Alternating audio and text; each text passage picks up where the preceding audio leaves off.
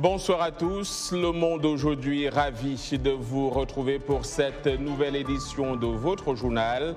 On commence tout de suite par les titres.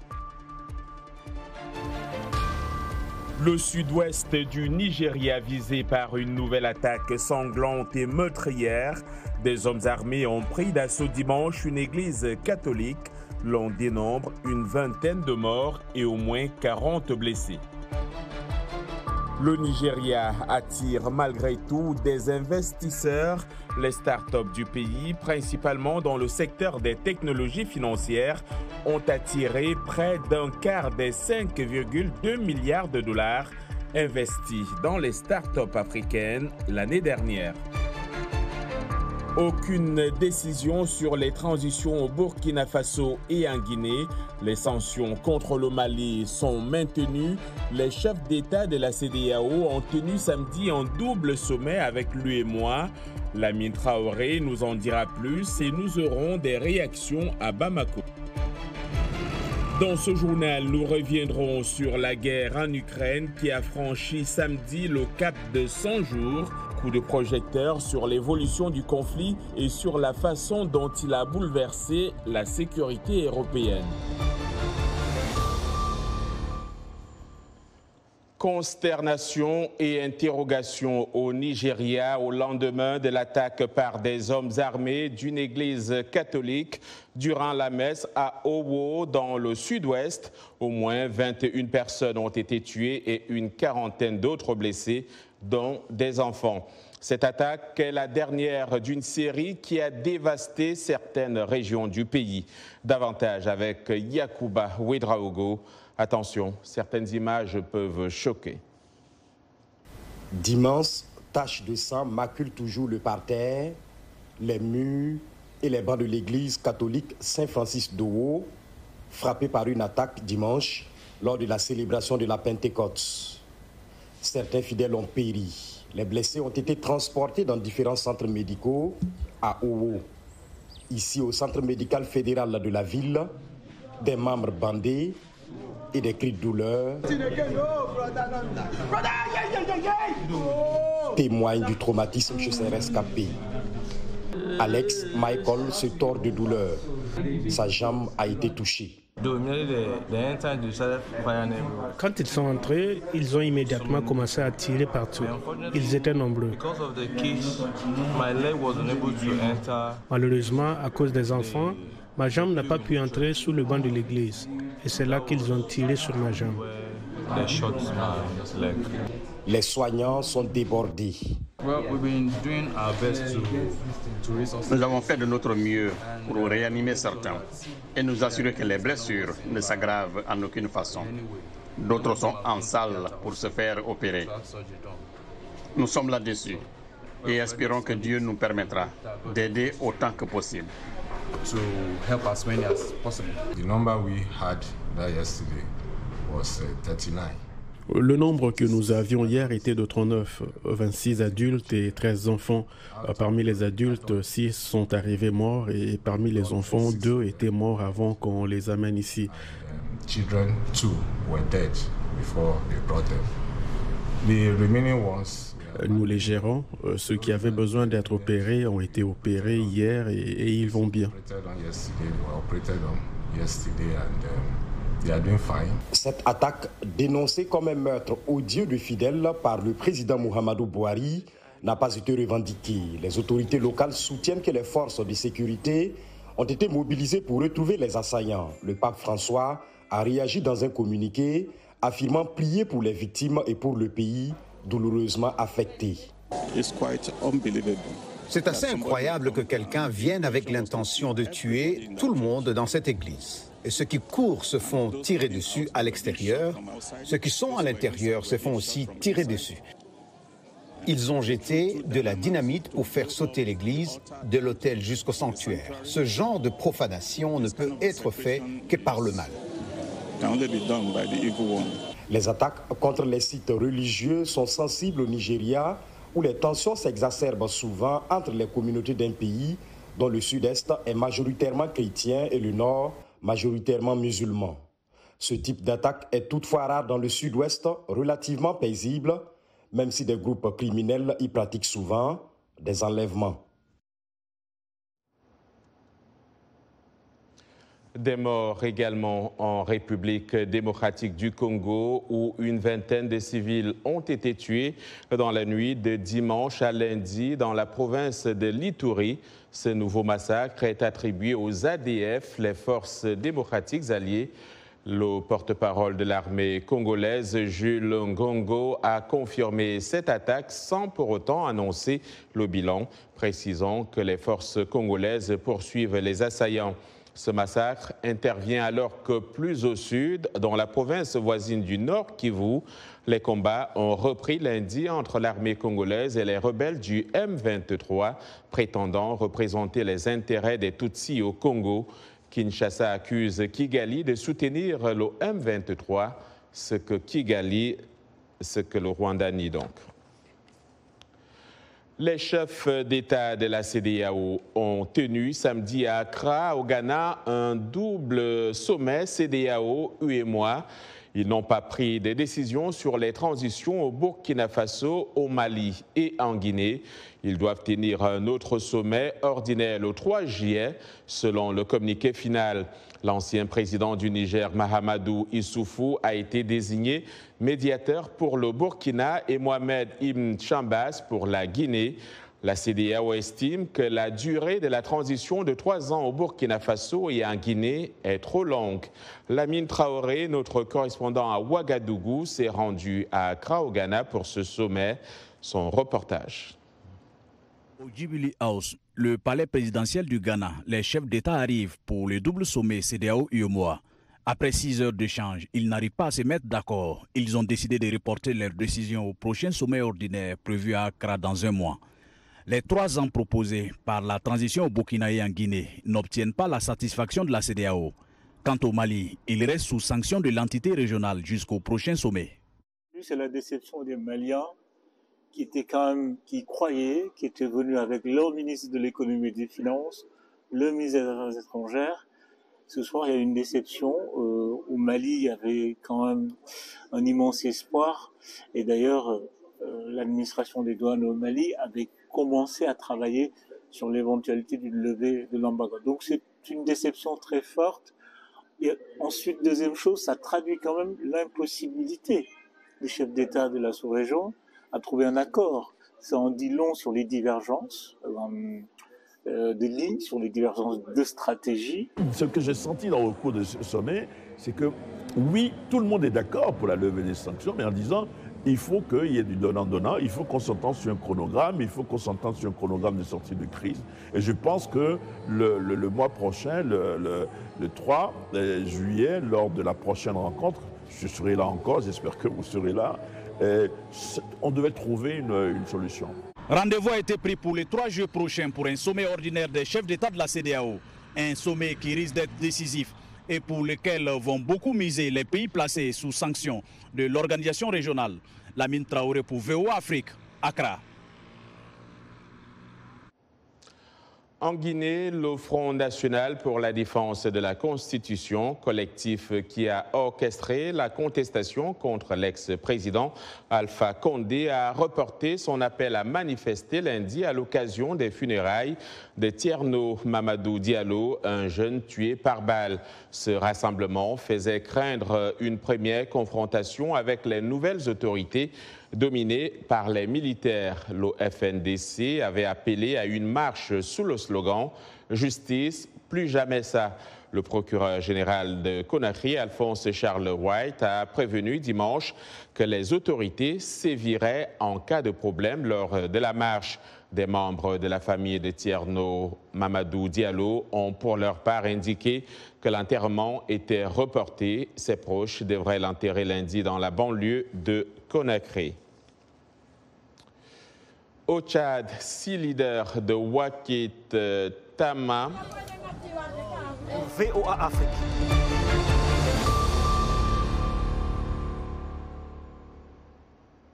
Au Tchad, donc, 6 leaders de Wakit Tama écopent de 12 mois de prison avec sursis et doivent verser 10 millions de francs CFA à l'État tchadien pour préjudice subi.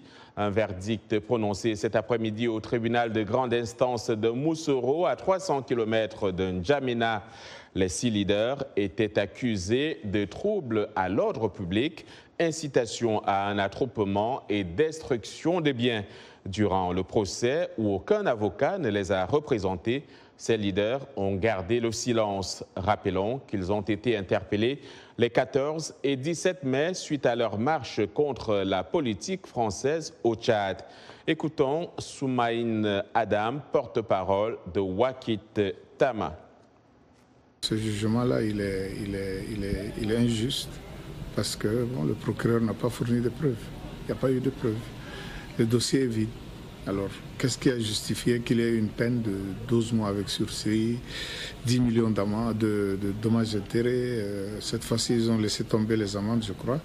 Mais peu importe, même si le verdict est beaucoup plus clément que la réquisition du procureur, l'injustice est toujours là, ça n'efface aucunement l'injustice qui est faite aux 6 personnes qui se retrouvent condamnées sans qu'une infraction quelconque leur soit constituée de façon formelle. Elle n'est pas. Également dans l'actualité ce soir, en Tunisie, les magistrats ont entamé ce lundi une grève d'une semaine. Ils protestent contre la révocation de 56 de leurs confrères par le président Kais Saïed. Ces 57 juges sont accusés de corruption. Les révocations concernent aussi des magistrats soupçonnés d'avoir entravé l'enquête sur les assassinats en 2013 de 2 dirigeants de gauche, Chokri Belaïd et Mohamed Brahmi, imputés à des djihadistes. Les syndicats des magistrats tunisiens dénoncent une ingérence permanente du président dans le pouvoir judiciaire. Ils l'accusent de s'octroyer le pouvoir de les révoquer sans le moindre recours possible. Les États-Unis et l'Europe ont réclamé lundi à la Russie d'arrêter les violences sexuelles présumées commises par son armée et ses supplétifs en Ukraine. Moscou dénonçant les accusations sans fondement lors d'une réunion du Conseil de sécurité de l'ONU organisée par l'Albanie. Les troupes russes continuent leur offensive dans l'est ukrainien où des milliers de personnes ont été tuées.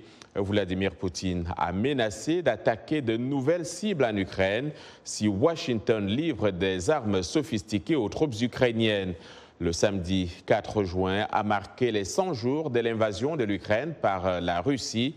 Henry Ridgwell revient sur la façon dont le conflit s'est déroulé jusqu'à présent et comment cette guerre entre la Russie et l'Ukraine a bouleversé la sécurité européenne.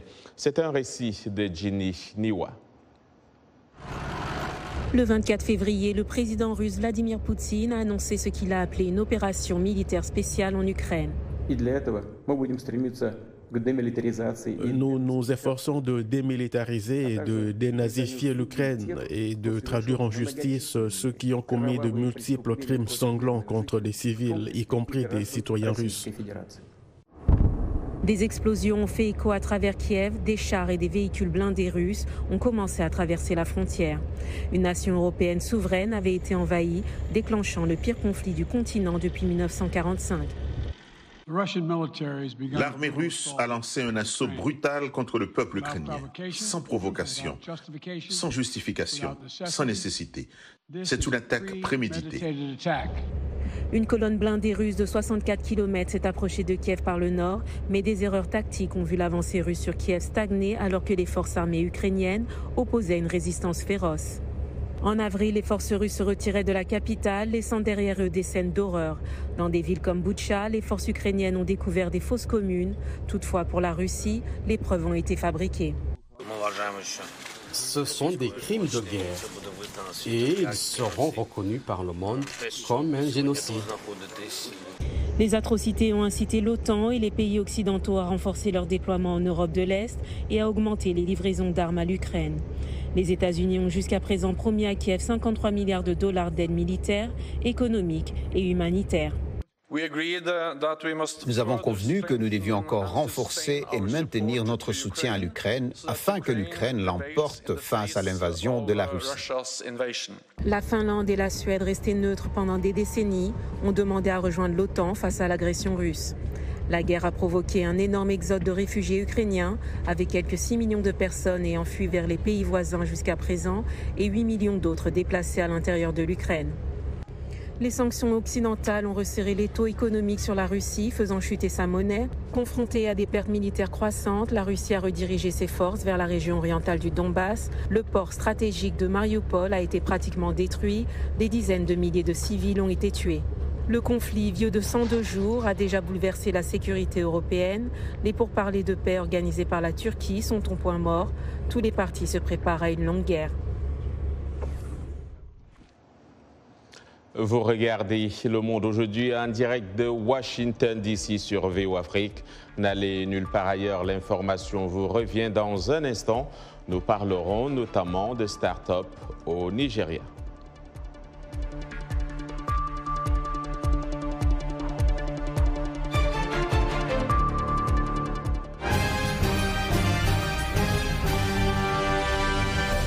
Mbote Ndeko Eli Sango, Mbote Nabino Banso, Mozali Kolanda, Saona Lingala, na la voix de l'Amérique, Uto, Washington DC. Sango ya Mokili Lelo, c'est votre nouveau rendez-vous d'actualité en Lingala de la voix de l'Amérique. Tous les jours, de lundi à vendredi, nous vous proposons 2 éditions d'actualité. La première, de 17h à 17h30 temps universel, et la deuxième, de 19h30 à 20h temps universel.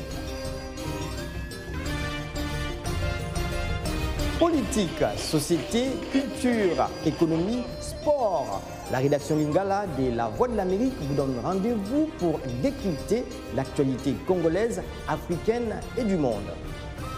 Sango ya Mokili Lelo, c'est tous les jours, de lundi à vendredi, sur nos ondes et celles de nos stations partenaires, dans l'une des plus belles langues d'Afrique, le Lingala.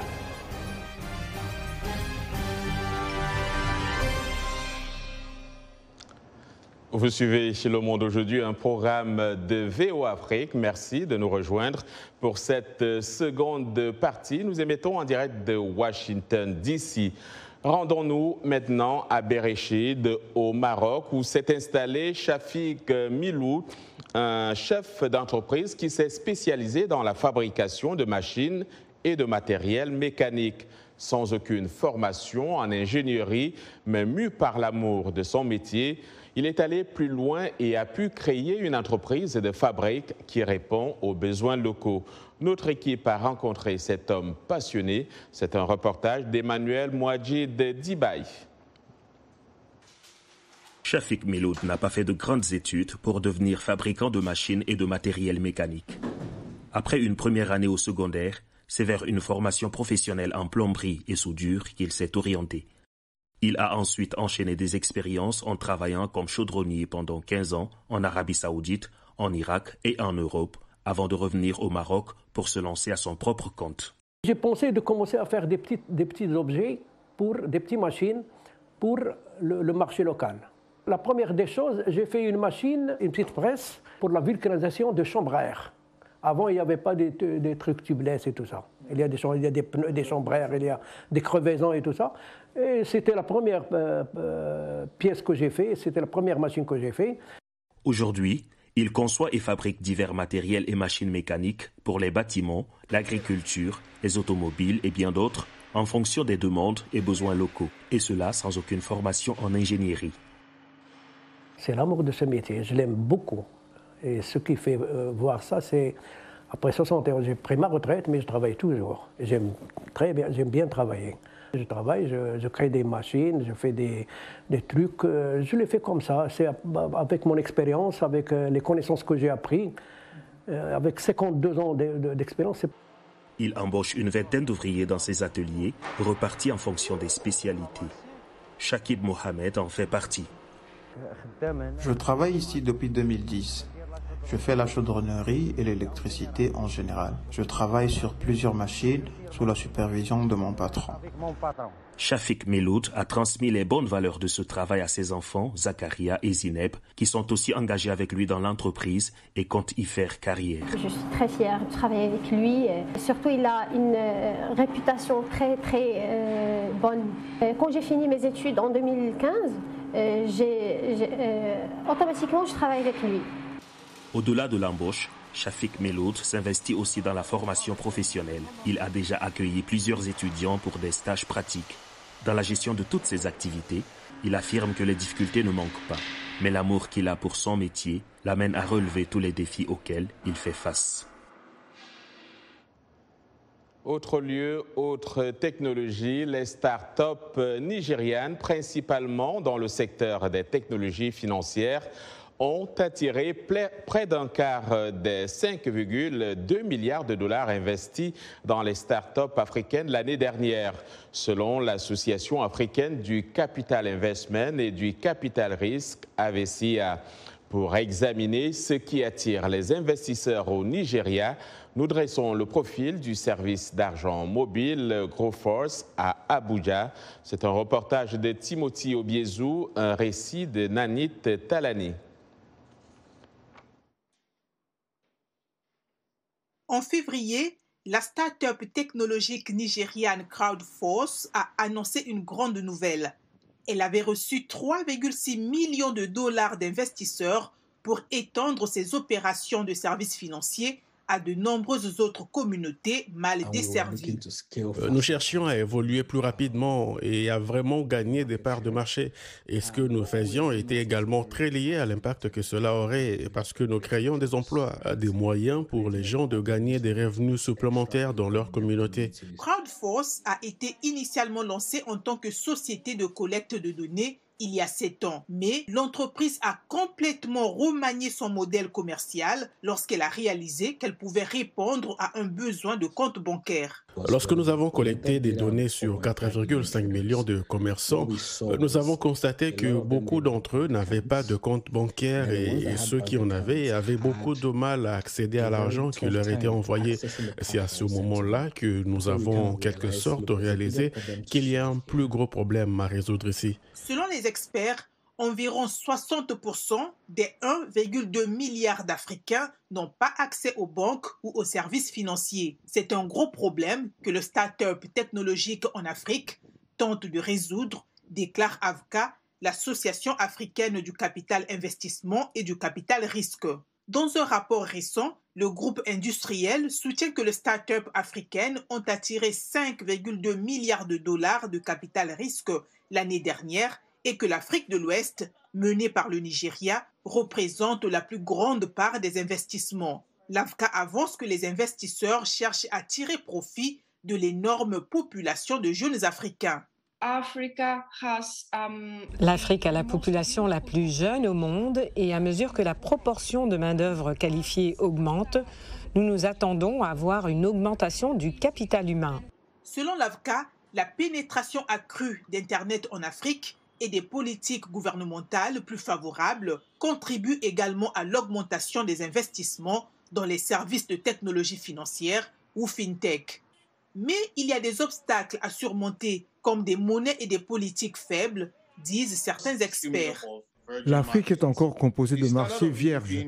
Le niveau de vie est assez bas et nos réglementations n'ont pas été cohérentes ces derniers temps.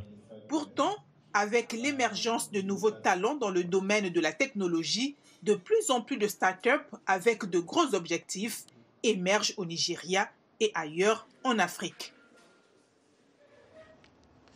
La hausse du prix du carburant au Kenya ne touche pas seulement les automobilistes, mais aussi des dizaines de milliers de pêcheurs dont les revenus dépendent de leurs bateaux. Pour réduire les besoins en carburant, la société néerlandaise Azobo a loué des moteurs électriques pour les bateaux sur la rive kenyane du lac Victoria et affirme ne pas pouvoir répondre à la demande. C'est un reportage de Juma Maijanga depuis l'île de Ruzinga au Kenya. Le récit est de Rosine Munezero.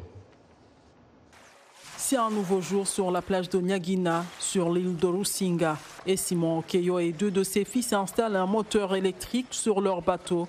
Une première pour ce pêcheur de 69 ans. Celui-ci est sans fumée, il est doux et silencieux. Le moteur à essence est très instable lorsqu'il tourne à grande vitesse et cette instabilité peut facilement endommager le poisson. Mais celui-ci ne tremble pas, même à grande vitesse, et votre chargement de poisson ne sera pas endommagé. Au moins 30 000 bateaux de pêche naviguent chaque jour sur le lac Victoria. La moitié d'entre eux se trouvent du côté kényan et presque tous sont propulsés par des moteurs à combustion qui utilisent au moins 20 litres d'essence à chaque sortie de pêche. Cela entraîne une forte pollution de l'environnement. Quand on regarde l'utilisation de l'essence et dans l'optique du réchauffement climatique, c'est beaucoup d'émissions à effet de serre dans l'atmosphère. La start-up écologique néerlandaise Asobo a développé une technologie qui remplace les moteurs à combustion par des moteurs électriques. Les moteurs sont alimentés par des batteries chargées et louées en même temps que les moteurs à un prix qui est 25% moins cher que l'utilisation de l'essence. Les batteries sont équipées d'un système de suivi GPS pour faciliter la localisation en cas d'urgence. Nous avons un modèle de travail complet, ce qui signifie que nous chargeons les batteries. Quand le moteur est en panne, nous le réparons nous-mêmes. Et le travail du pêcheur consiste simplement à aller chercher son poisson. La pollution est l'une des raisons qui explique le déclin de la population de poissons dans le lac Victoria. Et l'augmentation du prix du carburant a rendu encore plus difficile la situation économique des pêcheurs. Le prix de l'essence a vraiment crevé le plafond. Donc, ce que nous essayons de faire, c'est d'alléger un peu cette pression pour que les pêcheurs aient, à la fin de la journée, de l'argent supplémentaire dans leur poche. Et cela est bien accueilli par les pêcheurs qui utilisent des moteurs électriques. Quand les prix du carburant ont augmenté, nous qui utilisions des moteurs électriques n'avons pas été affectés. Alors que la demande de moteurs électriques augmente, Asobo dit qu'elle reste concentrée sur ses plans d'expansion. Nous visons 100 bateaux au Kenya cette année. L'année prochaine, nous devrions en avoir 500. Alors que cette mobilité électrique est un nouveau concept ici, les pêcheurs comme Simon Okeyo espèrent que cette nouvelle technologie apporte avec elle la bonne fortune, au moins pour la prochaine génération, si ce n'est pour la sienne. Et pour clore ce journal, ces images d'un jeune musicien syrien malvoyant qui prend des cours de chant et joue du violon, rêve de devenir un chanteur d'opéra international et vise la célébrité musicale. Michel Anouche est né avec un décollement de la rétine. Il a dû s'adapter à sa déficience visuelle après de nombreuses opérations chirurgicales infructueuses.